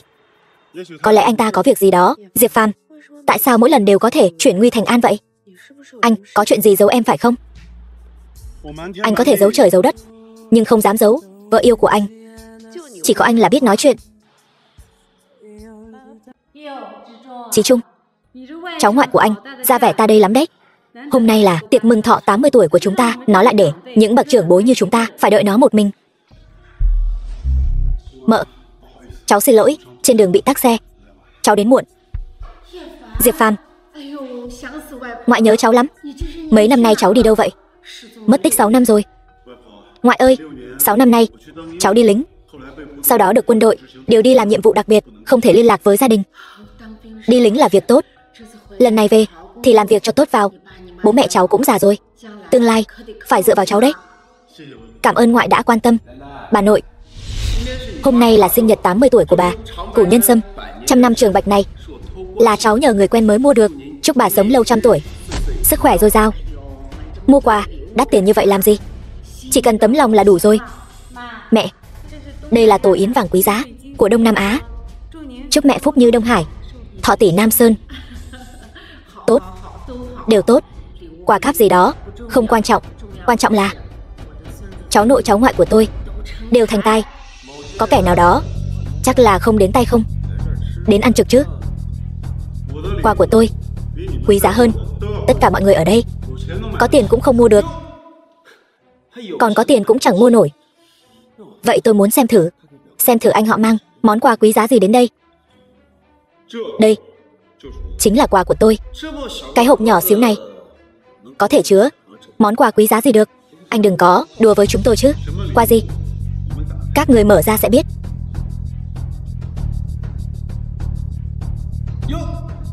Diệp Phàm, cái gì đây? Đây là thứ anh mua ở ven đường hả? Viên thuốc thần lực của Kiến hả? Bà ngoại, đây là thuốc trường thọ, cháu tự tay luyện cho bà. Uống vào có thể kéo dài tuổi thọ 10 năm. Vô giá chi bảo. Anh đúng là giỏi bịa chuyện. Còn thuốc trường thọ nữa chứ, kéo dài tuổi thọ 10 năm. Tôi nói cho mà nghe, thứ này 100 đồng cũng không đáng. Tốt nhất là để nó vào hộp cho tôi. Nếu có hư hao gì, bán anh cũng không đền nổi. Diệp Phàm, chúng ta 6 năm không gặp, anh vẫn khoác lác như vậy. Thứ này nếu cho bà nội uống, bà nội bị bệnh gì thì anh chịu trách nhiệm nổi không?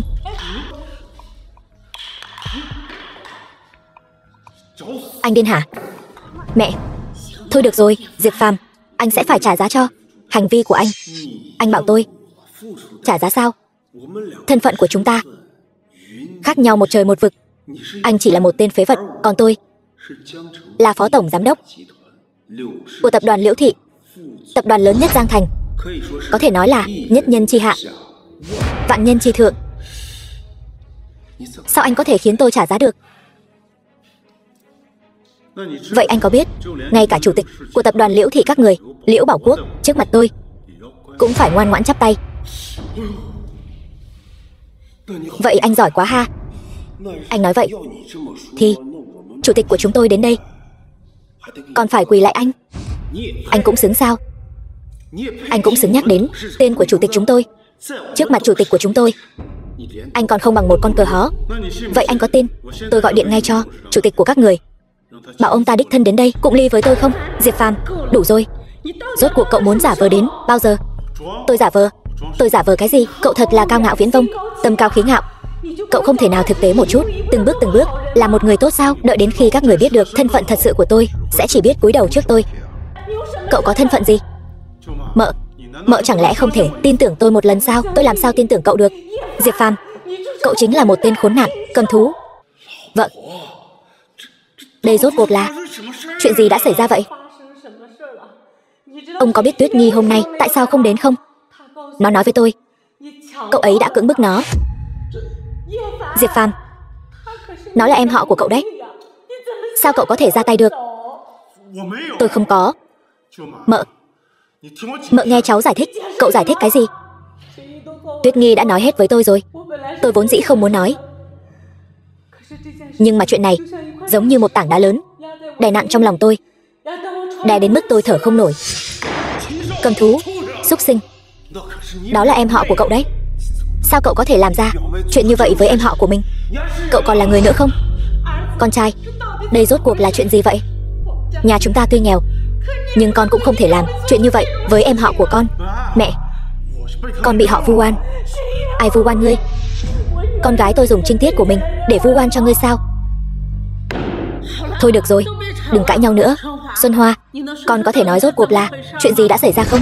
Hôm đó là sinh nhật của Tuyết Nghi. Nó uống say quá. Tuyết Nghi nói với con là Diệp Phàm cõng nó về. Diệp Phàm còn cởi đồ của nó. Chuyện sau đó Tuyết Nghi nói nó không nhớ nữa. Diệp Phàm, cháu hãy thề trước, liệt tổ liệt tông, rốt cuộc cháu đã làm hay không? Liệt tổ liệt tông chứng giám, Diệp Phàm tôi, nếu có mạo phạm Dương Tuyết Nghi sẽ bị trời đánh 5 thây. Sao cậu lại thừa nhận? Tôi biết, loại người hạ lưu, vô sỉ như cậu sao có thể thừa nhận đã khinh bạc con gái tôi chứ? Tuy nhiên, cậu không thừa nhận cũng không sao. Tôi có bằng chứng. Cái bật lửa này có phải của cậu không?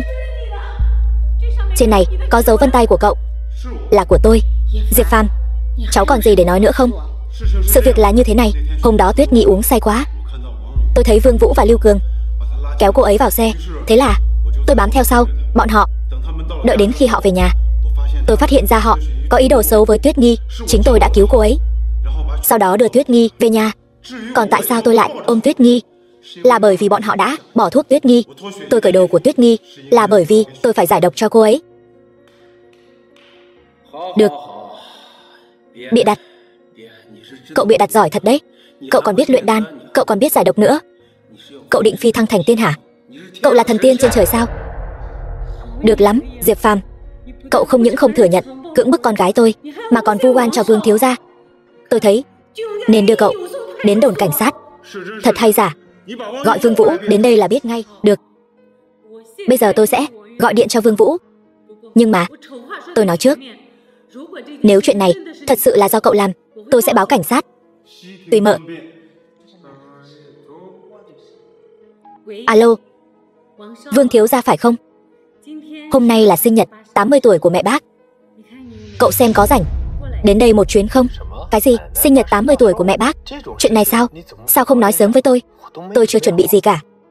Được rồi, bác gửi địa chỉ vào điện thoại cho tôi sẽ đến ngay. Bác trai, bác gái, thật ngại quá. Không ai báo cho tôi biết, đến muộn rồi. Tôi tự phạt một ly.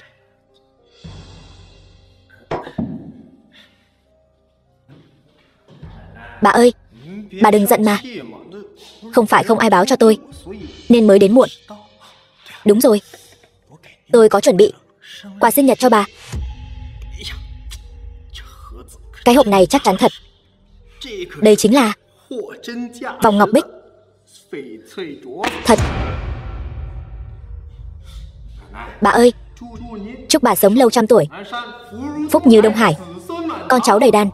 Thôi được rồi, có lòng là được rồi. Vương thiếu gia này, hôm đó chị đã gặp ở nhà em phải không? Phải. Đây là chuyện gì vậy? Vương Vũ, tôi hỏi cậu. Cậu thành thật trả lời.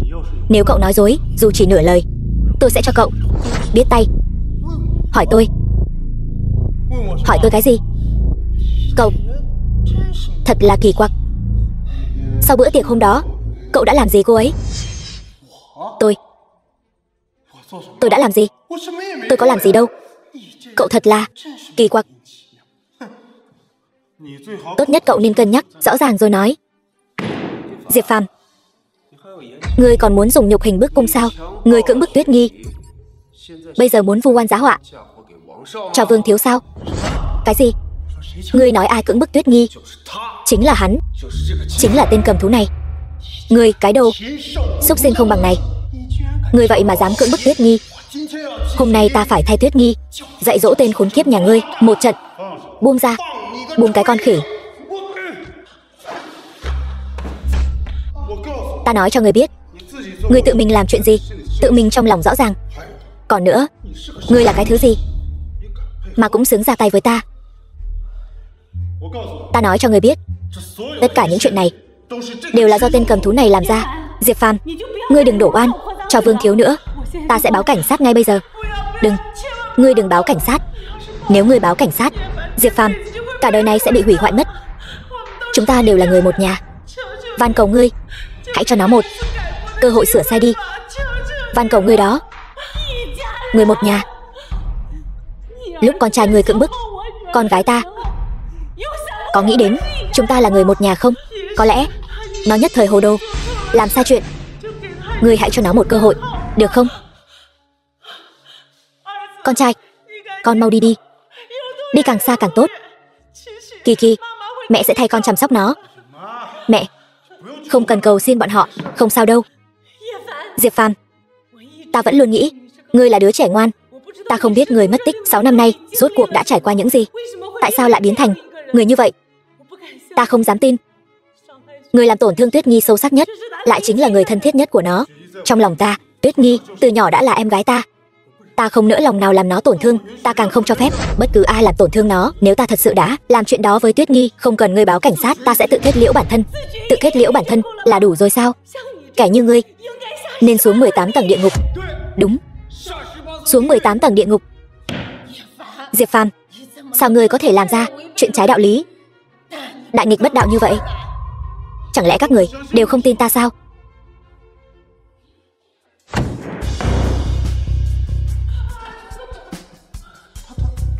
Sao hắn lại có sức mạnh lớn như vậy? Diệp Phàm, ta sẽ không tha thứ cho ngươi.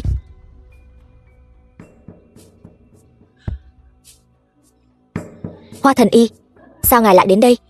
Thật thất lễ quá. Ta dĩ nhiên là đến mừng thọ Dương lão thái quân. Tinh thần của Dương lão thái quân vẫn dồi dào như vậy. Chúc ngài sống lâu như núi Nam. Đa tạ. Đây là dược liệu đặc sản Tây Tạng, đông trùng hạ thảo, cũng là hàng mới về của tiệm thuốc chúng tôi. Số lượng rất ít. Loại thuốc này có thể kéo dài tuổi thọ. Ngài quá khách sáo rồi. Cảm ơn.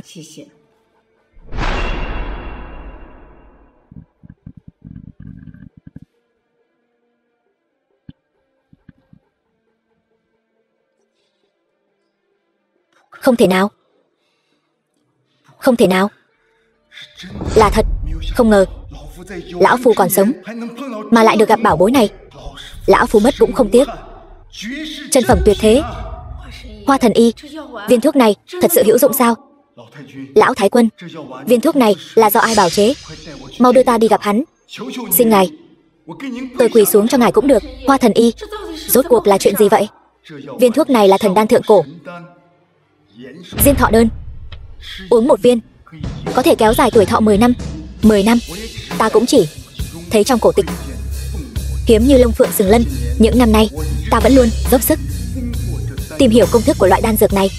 Ta dám dùng tính mạng bảo đảm viên thuốc này giá trị không dưới 100 triệu. Không. Chờ đã. Không thể nào. Hoa Thần Y, ông nhất định là nhầm rồi. Hay là ông xem lại đi. Nghịch tử, viên thuốc này có thể khiến ta sống thêm 10 năm. Vậy mà ngươi lại phá hủy nó. Ngươi, cháu cũng không biết.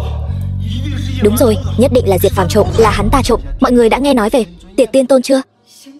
Tiệt Tiên Tôn, lão thân có nghe nói qua. Nghe nói vị tiên tôn này rất lợi hại. Đó là điều đương nhiên. Tiên tôn đại nhân nghe nói có bản lĩnh triệu hồi thiên lôi, lật tay thành mây, úp tay thành mưa. Bản lĩnh vô cùng cao cường. Vương gia chúng tôi thư mời dự tiệc tiên tôn này. Thật trùng hợp, vương gia cũng có. Lợi hại. Vương gia quen biết tiên tôn, nhất định sẽ bay cao bay xa. Ta không cầu quen biết tiên tôn, ta chỉ cầu quen biết khách mời. Trong tiệc tiên tôn là đã mãn nguyện rồi. Khách mời Trong tiệc tiên tôn có những khách mời nào? Trước tiên là tứ đại gia tộc Giang Thành, sau đó là Dược Vương các đế đô, Cương gia đế đô, Thiệu gia đế đô. Trời ơi, tam đại gia tộc đế đô, Giá Lâm Giang Thành. Vị tiên tôn này thật sự là thần thông quảng đại.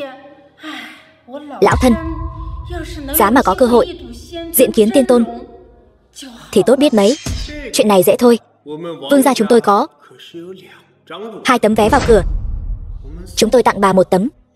Bà có thể vào trong. Chúng tôi biết nói gì đây. Thật sự quá cảm tạ.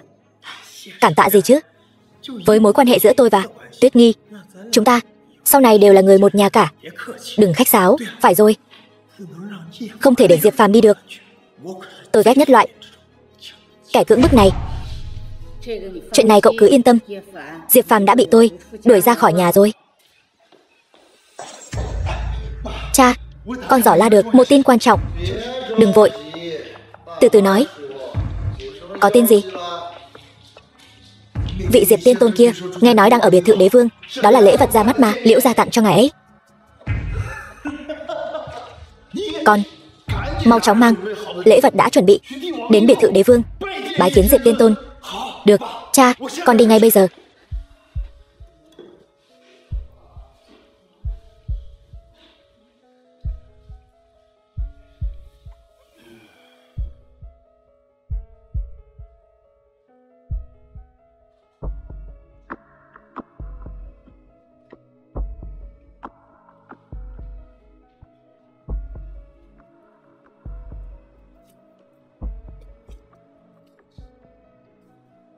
Có chút thú vị. Rõ ràng bên trong có người, nhưng ta lại không thể nào nhận ra người này ở đâu. Triệu gia Triệu Vân Hiên bái kiến tiên tôn. Cút.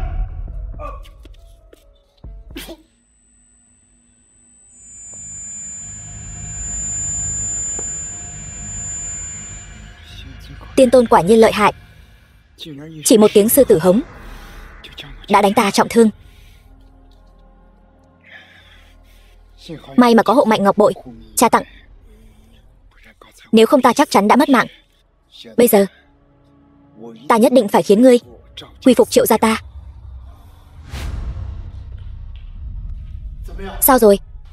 Gặp được tiên tôn chưa? Không. Cái gì? Tiên tôn thật sự là cao nhân ẩn mình, nhưng chỉ cách một cánh cửa. Ngày ấy chỉ một tiếng sư tử hống đã đánh bay con, ngay cả hộ mạnh ngọc bội cũng vỡ nát. Cái gì? Sao có thể như vậy? Con đến biệt thự đế vương, đứng ở cửa cầu kiến, ngày ấy chỉ quát một tiếng cút liền đánh bay con. Một chữ đã đánh bay con. Âm thanh đó giống như sấm sét bên tai vậy. Sấm sét vang dội, căn bản không có chút sức chống cự nào. Lẽ nào tiên tôn đã đạt đến Nguyên Anh cảnh? Vậy tại sao ngài ấy lại vô cớ ra tay với con? Có lẽ là ngài ấy đang tâm trạng không tốt. Hỗn xược. Tiên tôn tu luyện nhiều năm, tâm cảnh khác người thường. Chắc chắn là con đã đắc tội với tiên tôn. Cha, con còn chưa gặp tiên tôn, lấy đâu ra mà đắc tội với ngài ấy? Chuyện này thật kỳ lạ. Cha, đừng nghĩ nhiều nữa. Ngày mai là tiệc tiên tôn, mọi chuyện tự nhiên sẽ sáng tỏ thôi. Nhà họ Dương mời lối này. Không ngờ nhà chúng ta lại có thể ở tiệc tiên tôn ngồi được vị trí tốt như vậy. Ngay cả tứ đại gia tộc Giang Thành cũng chưa chắc làm được. Mẹ, chẳng phải là nhờ Tuyết Nghi của chúng ta sao? Nếu không có con bé, chúng ta còn chẳng vào được đây. Tuyết Nghi, cháu nhất định phải giữ gìn mối quan hệ tốt với Vương thiếu gia. Vương thiếu gia là người đàn ông đáng để phó thác cả đời. Cháu đừng phụ lòng người ta. Bà nội, tôi không có tâm trạng. Chẳng lẽ con vẫn chưa quên được tên khốn Diệp Phàm đó sao? Tên khốn đó đã làm chuyện tày trời như vậy, tôi hận không thể lột ra rút gân hắn. Mẹ đừng nói nữa. Bây giờ lòng con rối bời. Tuyết Nghi, lát nữa sẽ được gặp tiên tôn, đừng ủ rũ nữa. Mọi người cố gắng thể hiện tốt vào. Biết đâu tiên tôn phất tay một cái, nhà họ Dương chúng ta sẽ bay lên như diều gặp gió. Tôi không tin con trai tôi lại làm ra chuyện như vậy. Không tin. Chẳng lẽ lại là Tuyết Nghi nhà ta vu oan giá họa cho nó. Lòng người khó đoán, có những người bề ngoài thì đàng hoàng, nhưng thực chất là cầm thú. Theo tôi, hôm đó nên đưa nó đến công an, không nên thả nó đi, dù sao cũng là chuyện nhà, không nên làm ầm ĩ. Chẳng lẽ hôm đó ở tiệc mừng thọ chưa đủ mất mặt sao? Mọi người ngồi bàn này. Sao? Đây là bàn số 1 mà. Bàn số 1? Gì? Xem ra mọi người đã được Tiên Tôn đại nhân để mắt tới, sắp sửa bay lên cành cao rồi. Chúc mừng, mong được như lời cậu nói. Đúng rồi, tên Diệp Phàm đó cuối cùng xử lý thế nào rồi? Dù sao đây cũng là chuyện nhà chúng tôi, không thể làm ầm ĩ lên được. Dù sao Tuyết Nghi nhà chúng tôi vẫn chưa xuất giá. Tuyết Nghi, nếu em bằng lòng, anh có thể cưới em bất cứ lúc nào. Bây giờ tôi không có tâm trạng nói chuyện này. Tuyết Nghi, cả đời này kiếp này chỉ yêu mình em thôi.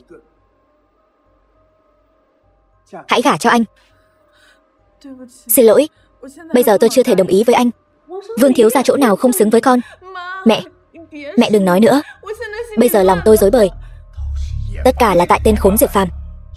Nếu để tôi tóm được hắn, tôi nhất định đánh gãy chân của hắn. Ngươi muốn đánh gãy chân ai? Diệp Phàm, ngươi còn dám đến đây? Tại sao ta không dám đến? Tốt, rất tốt. Vậy thì hôm nay ta sẽ báo thù cho Tuyết Nghi. Ta đã nói rồi, chuyện đó không phải ta làm. Bớt nói nhảm, tiếp chiêu. Vương thiếu gia.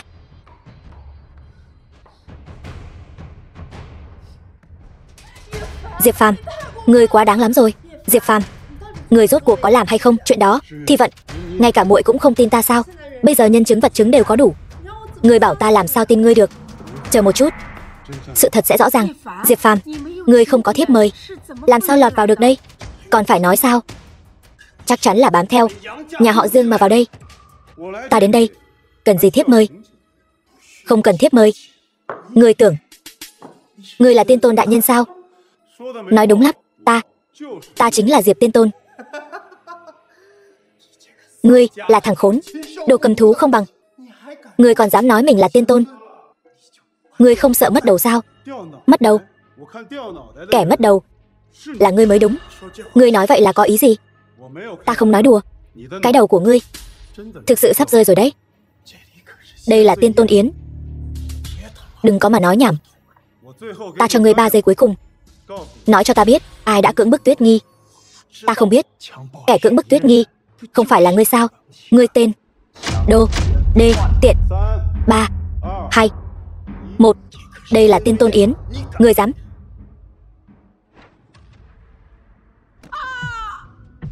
Sát hại người. Đệ Diệp Phàm, ngươi thật là độc ác, lại dám ở Tiên Tôn Yến sát hại người. Ngươi sắp mất mạng rồi. Ta mất mạng? Ta đây không phải vẫn sống sờ sờ đây sao? Diệp Phàm, ngươi đừng tưởng ngươi biết chút võ công là có thể ở đây tàn sát bừa bãi. Ngươi dám ở Tiên Tôn Yến đại khai sát giới, Tiên Tôn nhất định sẽ báo thù cho đệ đệ của ta. Diệp Phàm, ngươi còn đứng ngây ra đó làm gì? Mau chạy đi. Thi Vận, cảm ơn muội đã quan tâm. Ta thật sự không cần chạy. Không chỉ không cần chạy, ta còn phải tự chứng minh trong sạch. Liễu gia chủ, Diệp Phàm ở Tiên Tôn Yến tàn sát bừa bãi, hại đệ đệ của ta. Kính xin Liễu gia chủ đòi lại công đạo cho ta.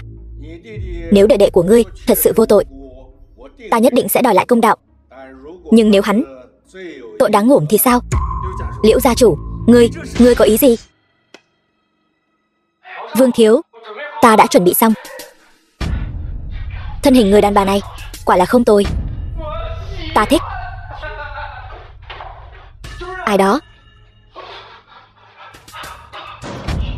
Đừng, có gì từ từ nói. Thả ta ra. Ngươi, tên tiểu nhân ti tiện vô sỉ này.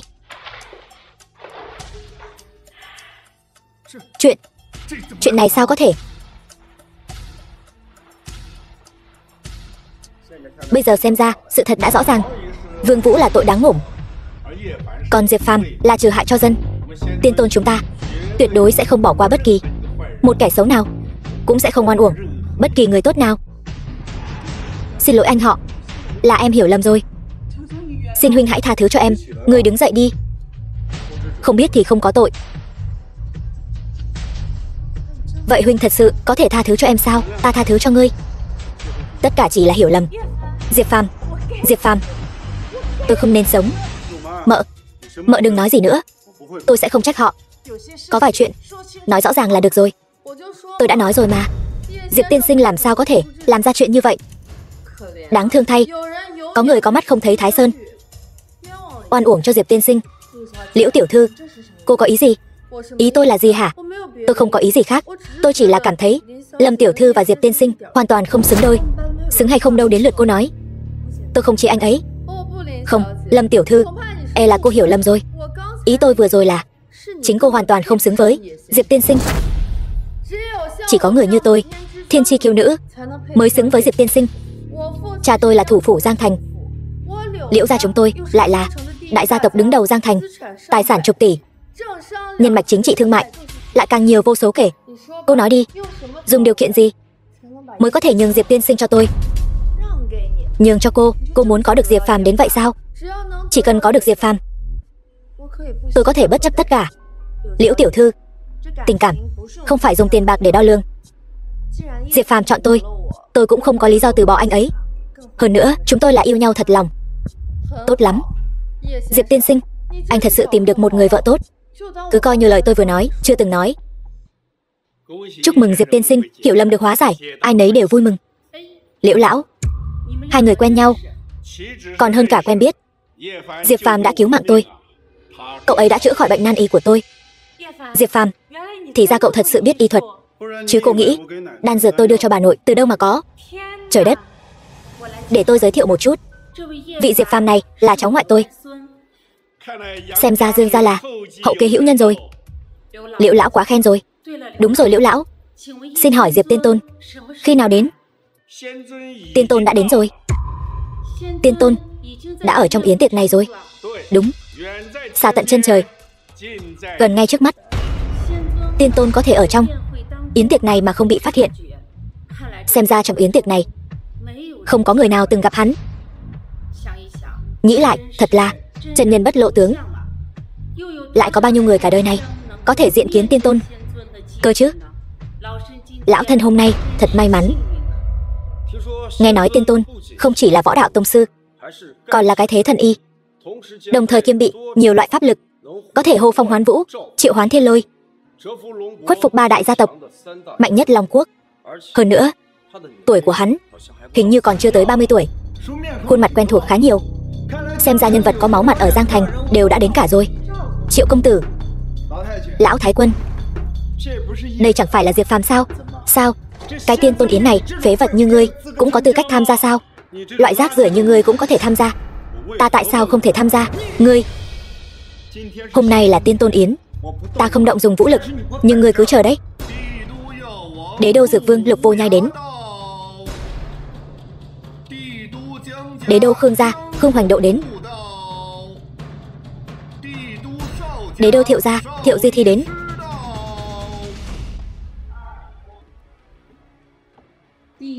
Ba đại gia tộc đế đô giá lâm tiên tôn yến. Xem ra Giang Thành sắp đổi thay rồi. Đây chẳng phải là vì vị Diệp tiên tôn kia sao? Hắn là lục địa chân tiên ở Cửu Châu Long Quốc, có thể nói là vô địch thiên hạ. Nhân vật như thế này, Triệu gia ta nếu có thể kết giao, nhất định như cá gặp nước. Tiên tôn địa vị tôn sùng, nhân cách cao thượng, sao có thể để mắt loại tiểu nhân như ngươi?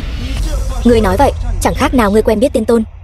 Nói đúng lắm, ta chính là quen biết tiên tôn, bởi vì ta chính là tiên tôn. Đây là chuyện cười lớn nhất ta từng nghe trong năm nay. Phế vật như ngươi cũng dám mạo nhận là tiên tôn. Diệp Phàm, ngươi đừng có ăn nói bậy bạ.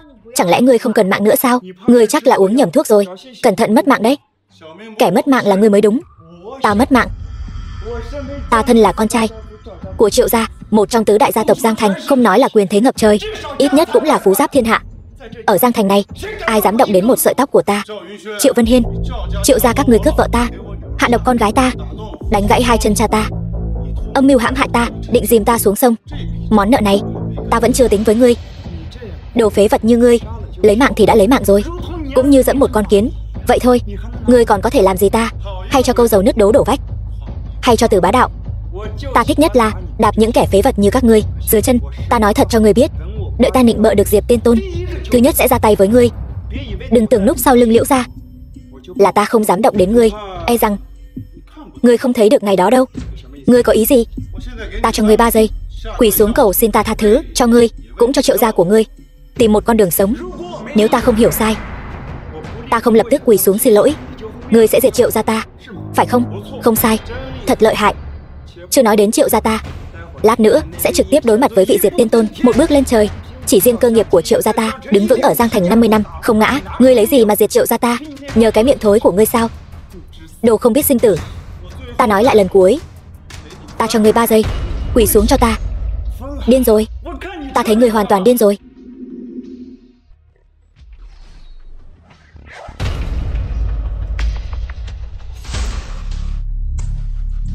Sát hại người rồi. Ngươi, con trai Diệp Phàm đồ khốn, dám ở Tiên Tôn Yến lấy mạng người trước mặt mọi người. Ngươi xong đời rồi. Ta xong đời rồi. Ta đây không phải vẫn còn sống sờ sờ đứng trước mặt ngươi sao? 3 vị gia chủ. Diệp Phàm hắn trên Tiên Tôn Yến đại khai sát giới, các vị nhất định phải làm chủ cho ta. 3 vị gia chủ nói cho hắn biết, ta là bọn ta tham kiến Tiên Tôn. Cái gì? Diệp Tiên Tôn? Đúng vậy, hắn chính là nhân vật chính. Tiên Tôn Yến lần này, Diệp Phàm hắn còn có một cái tên khác, gọi là Diệp Bắc Huyền, còn gọi là Bắc Huyền Tiên Tôn. Diệp Phàm, ngươi thật sự là Bắc Huyền Tiên Tôn? Sự đã đến nước này, ta cũng không giấu nữa. Đúng vậy, ta chính là Diệp Bắc Huyền. Cái gì? Chuyện này sao có thể như vậy? Không thể nào. Mới chỉ 6 năm. 6 năm hắn làm sao có thể trở nên như vậy? Trong mắt ngươi là 6 năm, ở chỗ ta là 6.000 năm. 6.000 năm này, ta dẫm lên núi xương trắng, biển máu núi thây, tổng cộng trải qua 18.954 kiếp mới tu được cảnh giới Tiên Tôn. Ta không tiếc phế bỏ toàn bộ tu vi, chỉ vì đợi đến ngày này. Ta muốn đích thân chém cái lão tặc này. Ngươi nói cái gì? Triệu gia, ngươi ném ta xuống sông, bá chiếm thê tử của ta, đầu độc nữ nhi của ta, đánh gãy chân phụ thân ta. Tất cả những điều này đều là ngươi đứng sau chủ mưu.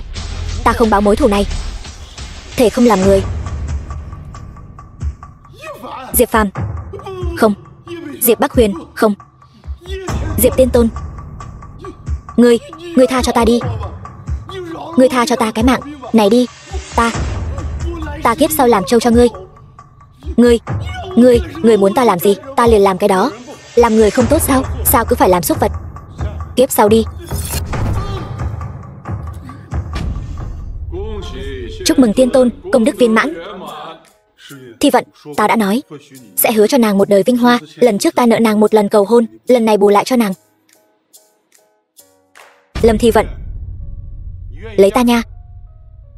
Ta đồng ý.